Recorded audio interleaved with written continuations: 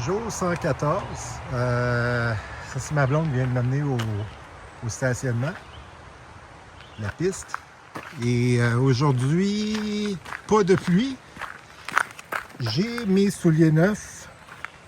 L'objectif est de faire 42 km. Si jamais ça devient trop tard, ben, je vais sortir à 30 km. Il y a deux passages de route vers la fin là, de mon trajet. Mais vraiment, je vais viser le 42 km. Ça va comme j'ai un sac à dos très léger. Très léger. J'ai beaucoup de fruits dedans, ce que je ne traîne pas d'habitude.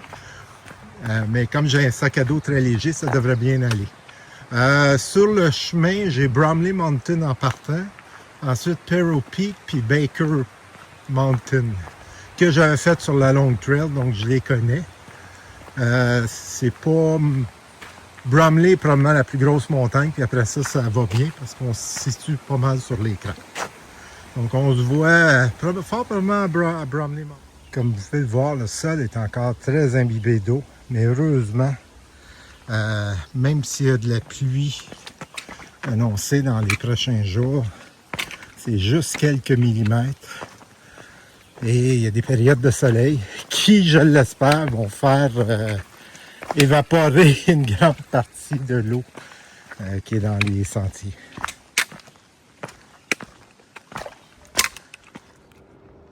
Le mont que vous voyez là, le plus haut, c'est Stratton Mountain. J'étais là, ben si j'enlève le 0, c'est il y a 2 jours. Avec le 0, c'est il y a 3 jours. Je viens d'arriver sur la piste de ski du mont Bromley. Je vais vous revoir au sommet.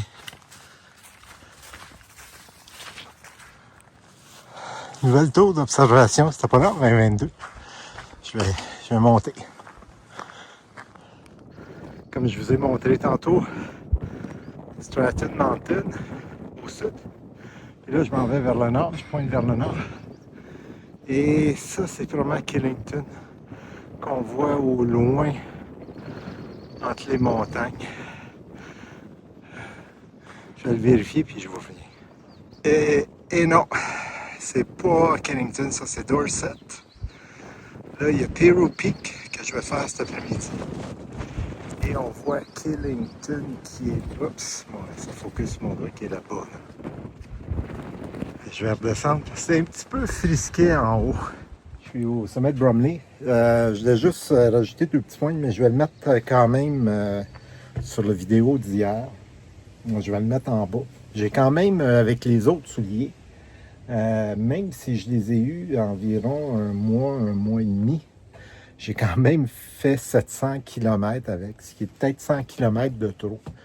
L'autre point que je voulais vous rajouter, c'est que là, j'ai mes nouveaux souliers, mais j'ai mes nouvelles semelles à l'intérieur là, que je vous ai montrées hier. Ça fait toute une différence. J'aurais dû les changer avant. Ça absorbe beaucoup. Ça va protéger la plante de mes pieds énormément des chocs des roches. Là, je regarde un petit peu partout. Là. Désolé, c'est parce qu'au sommet, il y a des chaises. Il y a des chaises de plage ou des je me souviens plus du nom, là, des chaises Adirondack, je pense. Je vous laisse là-dessus, je vais continuer. J'ai mangé 2 fruits et puis je vais reprendre la piste. Vous l'avez vu en intro, c'est la seule vue qu'on a à partir de Styles Peak. Je le sais, je suis passé ici en 2022. Mais c'est quand même bien.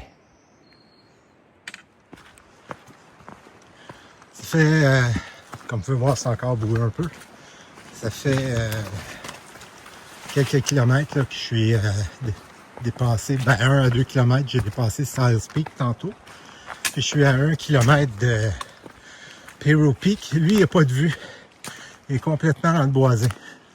Et là, on voit qu'on est dans une forêt boréale à cause de l'altitude. C'est vraiment agréable. L'autre chose, c'est qu'il y a beaucoup de vent. On ne le sent pas trop au niveau du sol, mais on le sent au niveau des maringouins et des mouches noires. Ils se font emporter par le vent. C'est bon. Sommet de Perro Peak. circuler, il n'y a rien à voir. On devine qu'on est au sommet, on voit à travers les arbres, vous le voyez, là, on voit qu'il est vraiment au top. Mais je continue par là. On y va! La vue à partir de Baker Peak.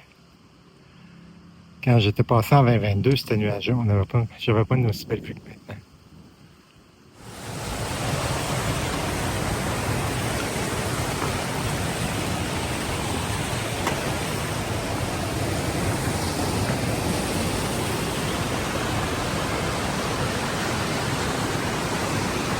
C'est la rivière Big Branch.